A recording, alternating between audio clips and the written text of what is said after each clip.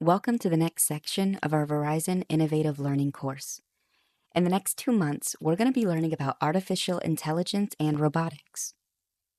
Imagine this. It's a beautiful, sunny day in San Diego, California. The water in the harbor sparkles a deep blue as you look out from the dock. Your class was invited on a field trip to the Scripps Nimitz Marine Facility, where the research vessel New Horizon is docked. Lots of people are walking about the dock, prepping the big boat for a voyage, a journey, when someone approaches you. I'm Samson. A good friend thought I could introduce you to the New Horizons group of scientists and help guide you through your lessons. I have sonar, so I'm really good at finding my way around the ocean. Welcome to the New Horizon. We're getting ready for our next scientific voyage 1,000 miles into the open ocean so we can study the Great Pacific Garbage Patch. It's a large collection of plastic pieces and trash that is affecting marine plant and animal life in unknown ways. Have you ever thought about where all our trash goes? Well, some of it ends up in a huge area of the Pacific Ocean called the Great Pacific Garbage Patch. Imagine a giant floating island of plastic, bottles, bags, and other waste about twice the size of Texas. This isn't just garbage floating on top. It's a mix of big pieces and tiny plastics called microplastics that fish and other sea creatures can mistake for food. Cleaning it up is a massive challenge. But here's where technology like AI and robotics comes in. What if we could design robots or smart systems to help solve this problem? Plastic pollution is one of the biggest threats the oceans face today. But how much do we really know about it? On its mission to solve this problem, the Ocean Cleanup just published the most advanced research ever on the Great Pacific Garbage Patch, the largest accumulation zone of ocean plastic on the planet. Scientists have been studying this area since the 1970s, mostly by dragging a small sampling net through the ocean. The Ocean's Cleanup's researchers believe this method was valid only for small debris and covered too small an area to reliably measure larger debris. So, in the summer of 2015, the Ocean Cleanup launched the Mega Expedition, crossing the patch with 30 boats simultaneously. In addition to using many small nets, 2 giant trawls were towed behind the fleet's mothership. In total, they brought back 1.2 million plastic samples. All were hand-counted, identified, and classified by type and size. A monumental task, taking a team of lab technicians 2 years to complete. However, the largest debris appeared less frequent and more scattered. Quantifying the debris required an area 20 times larger than the Mega Expedition to be covered, something only possible from the sky. The Ocean Cleanup ran the first ever aerial surveys of a garbage patch by converting a former military aircraft into a high-tech research platform. Cutting-edge sensors allowed them to reconstruct the 3D shapes of large debris to calculate their mass. The results of all this work? The Great Pacific Garbage Patch measures 1.6 million square kilometers. That is 3 times the size of France. The patch contains 1.8 trillion pieces of plastic, which equals 250 pieces for every human in the world. The total mass amounts to 80,000 tons, 4 to 16 times more than previous estimates. 92% of this mass is made up of the larger objects, all of which are destined to fragment into dangerous microplastics over the next few decades, if left under the effect of sun and waves. And because the findings show that pollution in the patch is increasing exponentially, the plastic is unlikely to go away by itself. These results paint a new picture of the problem and provide a baseline for the cleanup of the Great Pacific Garbage Patch, set to start in 2018. We have some amazing scientists on board who will use the scientific method to collect trash and experiment to answer important questions for our environment. You'll learn all about them in our journey in this course. Here's our first problem. We have a lot of boxes of equipment that we need to move to help us on our research voyage.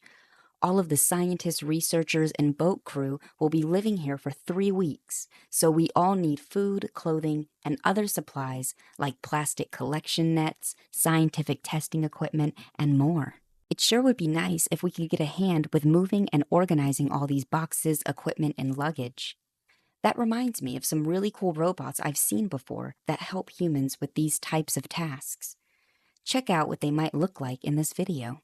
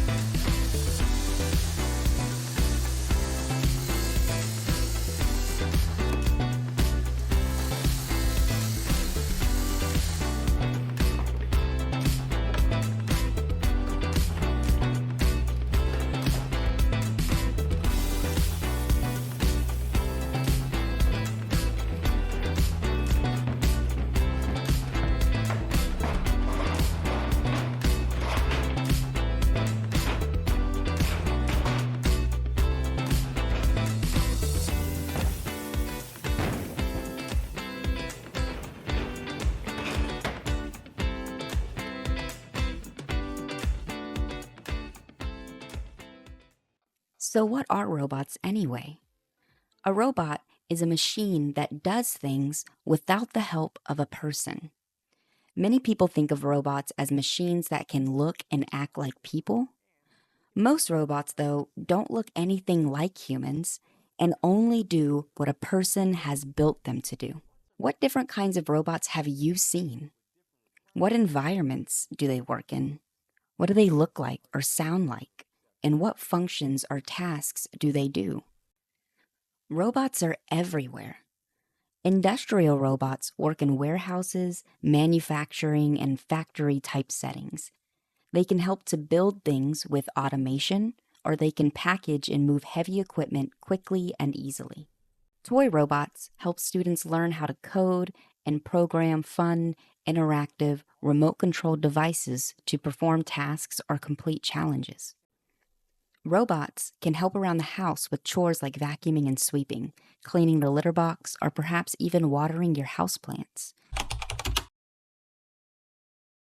As we have seen in this lesson, there are many different kinds of robots that can help with specific tasks or problems.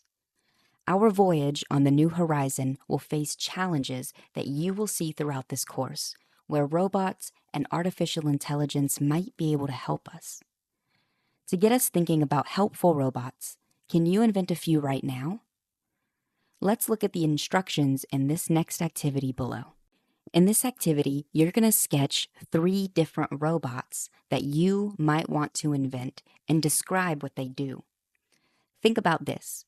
If you could have an unlimited amount of supplies and money, what kind of robot would you invent?